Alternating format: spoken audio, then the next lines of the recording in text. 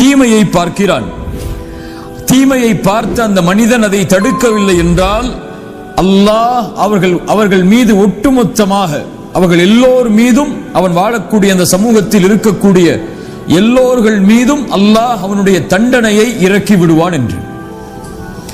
இந்த ஆயத் இந்த ஹதீஸுக்கு முரண் அல்ல.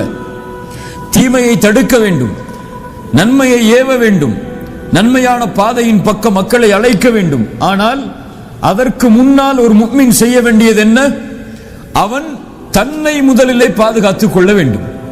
யா அய்யுஹல்லதீன ஆமனு கு அன்ஃபுஸகும் வ அஹ்லீகும் நாரா. ஈமான் கொண்டவர்களே, உங்களை நீங்கள் பாதுகாருங்கள் முதலில், அதற்கு பிறகு உங்களுடைய குடும்பத்தார்களை பாதுகாருங்கள் நரக நெருப்பிலிருந்து.